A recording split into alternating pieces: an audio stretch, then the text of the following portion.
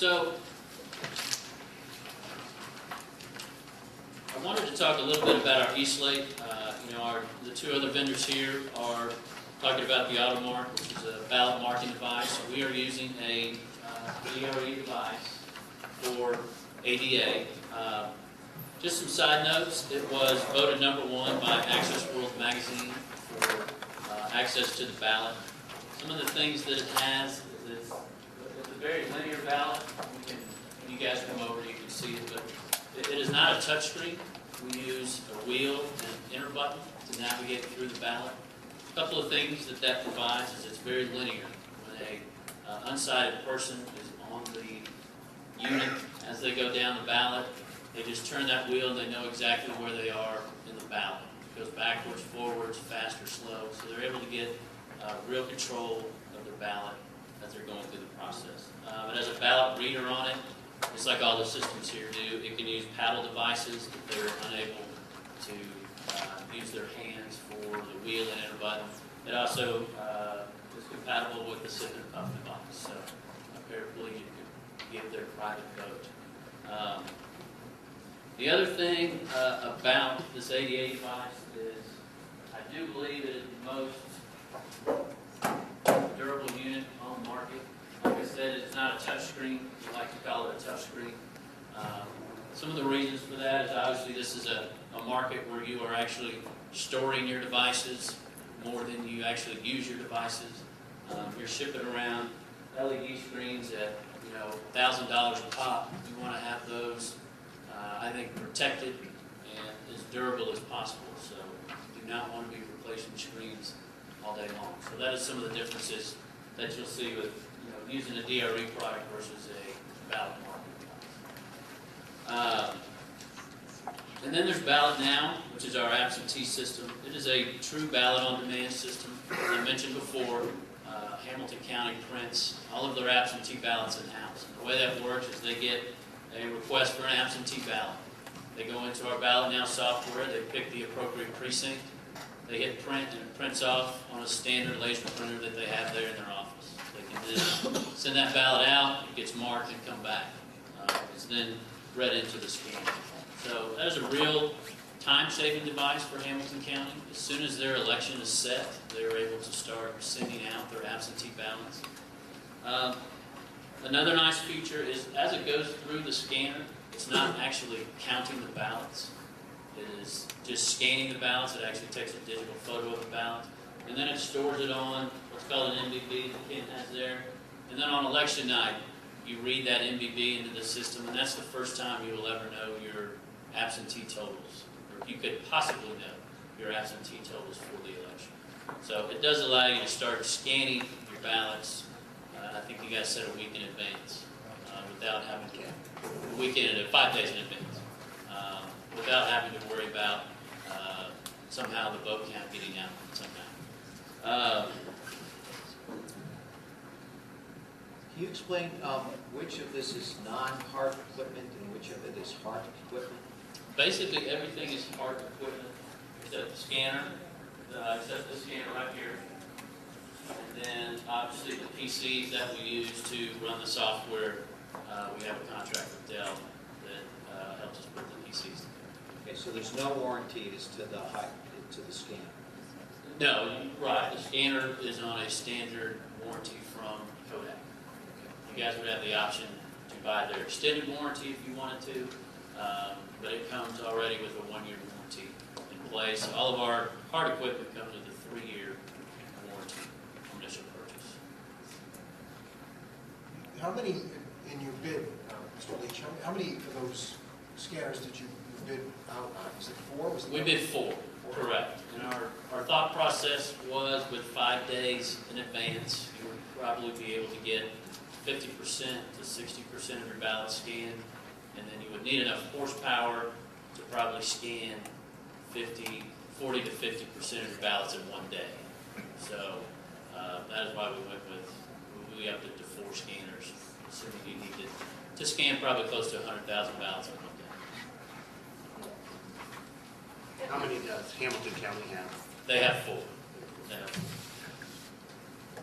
And they've been scanning. They do the same as you. They start the weekend before the election. election to start scanning the ballots. And, you know, the bulk of their ballots, they're scanning on election day.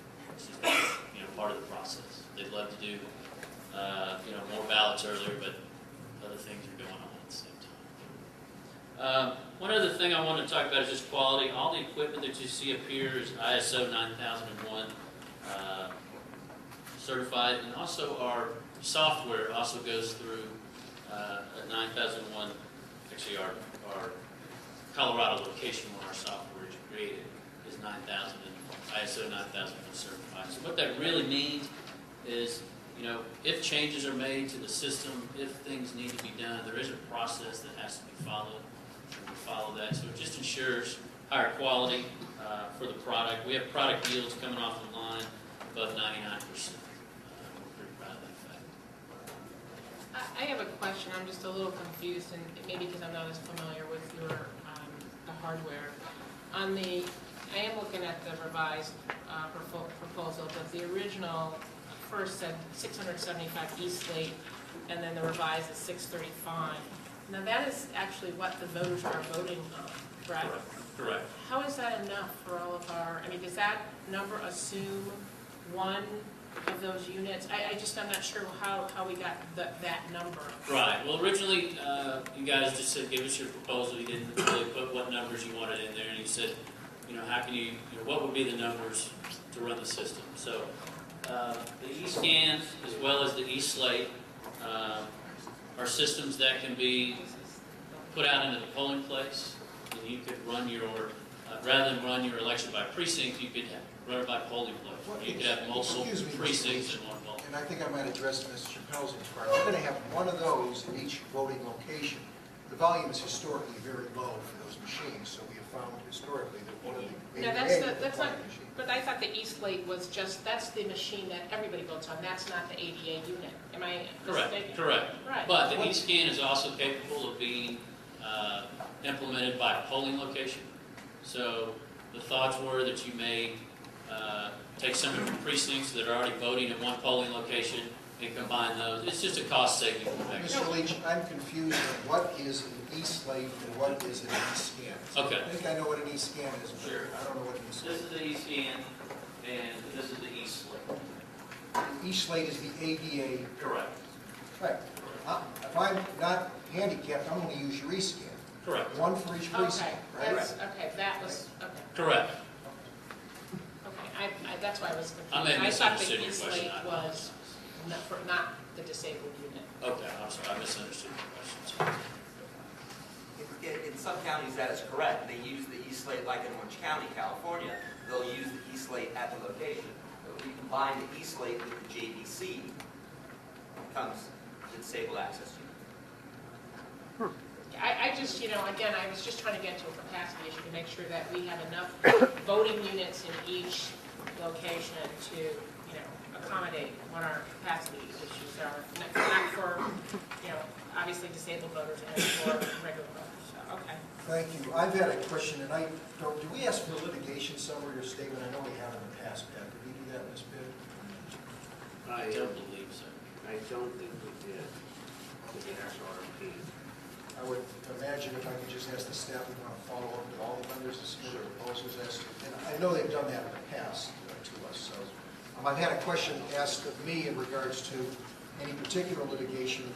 And, well, you know, I think it's, in this regard, the question deals specifically with you, but I'd ask all the vendors to write to us about where you're at. Specifically, there's a question about a whistleblower statute. Is that something you're familiar with, Mr. Leach? Yes. Is there information recently been unsealed, or? Yeah, and we can address that. That is a, you know, we could say that the Attorney General's office decided to pass on that, on taking action.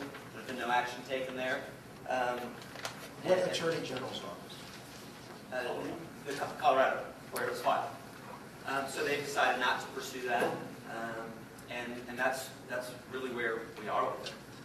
What was the nature of the allegation?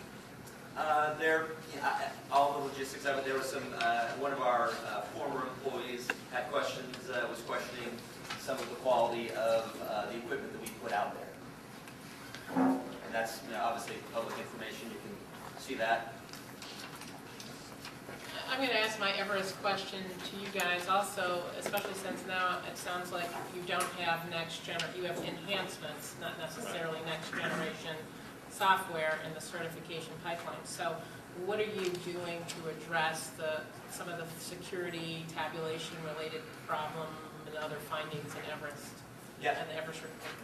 Yeah, we were just talking about that before, so we do have to answer. I don't know the exact things that we're doing. I know a lot of it had to do more with process and procedures and, hardware, software, the equipment. So I would need to really go back and give you an exact answer of where we stand on it. I know we've That would be done, helpful. Yeah, we'll send you a follow-up document with listings of all the things that we've actions we've taken. Okay.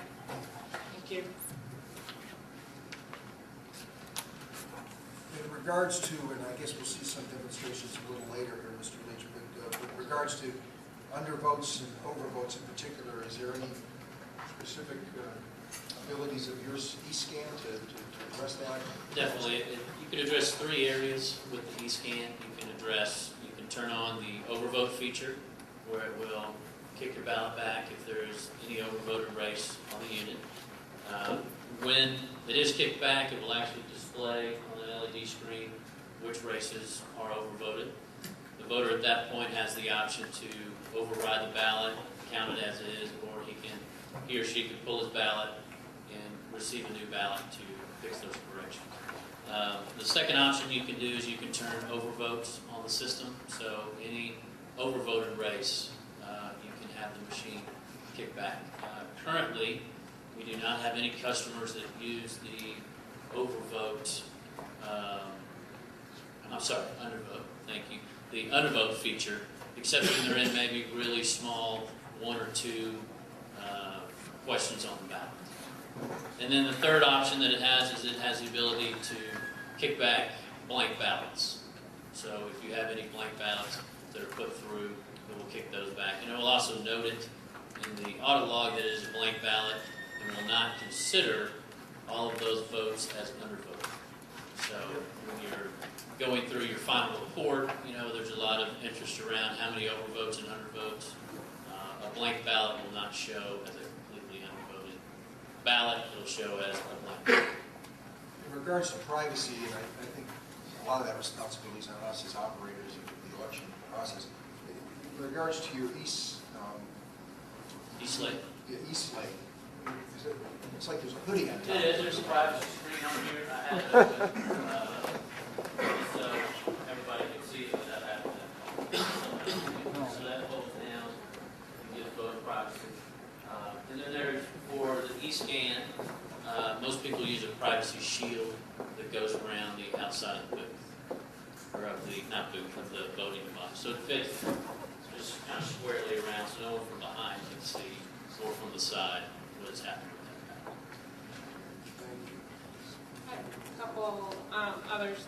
In your proposal, it seems to indicate that you guys do not have your own people doing technical assistance. You actually contract out with third parties. Are there Hart people that would be, if you were selected here, to help us, or these are people that you don't know that? No, they would definitely be Hart individuals that would be here. What's this third-party provider? Is that for additional support? There's a reference on page 60 of your report that ongoing technical assistance is not needed for operation of the system, and that election day support for Cuyahoga County could be arranged through a third-party technical support provider. One thing that we do in Hamilton County is we're in contract with a company called Maximus. And Maximus is really kind of gives you a lot of feet on the streets. If they want extra people there to help with certain issues, Hamilton County is contracted out with Maximus. So I think what we're just trying to show there is that there are other resources as well. Is that the $120,000 line item in your? Is that No, the 120 is definitely all Hart employees. And what does that mean? What do we get for the $120,000? That's all the project management, all the training that we need to go on within the staff, the poll workers, trainer program. So it's basically everything that you need to go from not having Hart equipment to now having Hart equipment in an election in November 2015. And that's a flat fee to give us whatever we need to get there, or is that's the idea? It's an estimate, yeah, we're estimating, 60 days. that's an estimation, and that's done through our project management group. We feel that's a pretty solid number. Your high-speed scanner, Mr. Leach, does it kick out ballots similar to your e-scan machine you were talking about? No, it actually does not. It continuously scans. And what it does is, as it goes through the scanning device, not to get too technical, but it actually takes a picture of the ballot. So if there is an overvote or undervote, rather than stop the scanning process to correct that ballot right there or separate out that ballot, what it does is it continues to scan. It keeps a file, basically, of a voter intent issue, and then you can go to that file and bring up all the ballots that have voter intent issues and deal with them on screen on a monitor. If you have no voter intent issues, the ballot goes through and immediately the cast vote record gets put on the mobile ballot box. You have a voter intent issue. Can you run that ballot off the digitally scanned image, or do you have to go back and find that ballot in a pile of other ballots? No, you do it with the image. And I don't need an answer from Reno, but I guess you're doing it in Hamilton County that way, I guess. Correct. Right. Correct. You don't need the actual ballot to determine. Correct. the Correct. intent. And that's by design. In an ideal world, you really don't want to ever have to alter a ballot that's come in. You'd like it to be in the exact form that it was when the voter voted that ballot. In regards to your e-slate, E-slate, yeah. I'll read this thing. It looks big. It looks cumbersome. A lot of pieces to it. You know, look at ESNS, is it just, you pick it up. How heavy is it? How difficult is it set up? What sort of operational education Right. needs to be done to make that thing work? Right. Well, it's the booth. The booth with the voting device inside, with the E-slate inside, in the DB pathway is about 33 pounds. There's also the storage unit for the device. So when you pack it up, poll workers pack it up and send it back to the Board of Elections. The device is stored right inside the booth. There's a port on the back where you can connect it, so you don't have to open up the booth all the time to make the connection. And that's real important when you're in the warehouse and you need to download the votes and reset the machine. You do it right from the back port, and you don't have to go and open up every single machine. The JVC, while it is a different unit, and it is one more piece of equipment, but what's nice about the JVC is it has everything, it keeps all the ballot information within the JVC. This is a dumb terminal, so when you put this out into the polling location, JVC, there's really no other consumables that go with the unit. You don't have to take any type of card and insert it into the device. The JVC really provides the brains for the working of these. Someone has to operate that, an election official, correct? Correct. Correct. And historically, those are, as I recall, mostly in our voting locations, are kind of set apart, the ADA compliant devices we use. They're not right at the main table, they're kind of over in the corner. Sure. How is it handled in Hamilton? How do they set it up and use it? Does someone have to go over there, obviously with the voter at that point to make it work? Well, it depends how much assistance that voter may need. Sometimes the voters can get there all on their own, but when you're talking a strictly ADA device, yes, they may have to give some assistance, or you may have the person who may give assistance. But I can show you how the system works. It may answer your question better to actually see it in action. I'm sure. See that. The total weight of that is 33 pounds. Yes. Yeah. Can you just share, why, or, how is it that the Hart proposal comes in lower than the other proposals? I mean, is there some, can you share with us? I mean, I understand it doesn't include next generation option, but is there some other reason that it's significantly lower than, can you just share with us, are there other pieces? Is it the technology? What is it? Why is your proposal almost $6 million? In that, we've got equipment available, we've got equipment ready to go. we obviously want to unload that from the inventory perspective. So, it's, Like, for instance, are we missing anything here? I mean, no, you're like getting the a complete Maximus, solution. the Maximus cost is something that would fall outside of this Yes. proposal. Is there anything else like that we are not seeing that? I'm just trying to figure out why. You know, Right. it's a stunning number, so I'm just trying to figure out, whether I'm looking at all of the same pieces and parts. Yeah, I can't, I don't know the other vendors' cost structures. I can't really, I can't really comment on what theirs looks like. I know that we run a very efficient organization. We do have inventory available right now, and that is obviously one of the, we want to unload that inventory. We're not in the business of warehousing units that don't go anywhere. So obviously that's part of it as well. Are these used, these are not used? These are all brand new. These These are are all brand brand, new. it's all brand new equipment. Okay. No, and, our bid 6 months ago was significantly higher, so it goes to timing.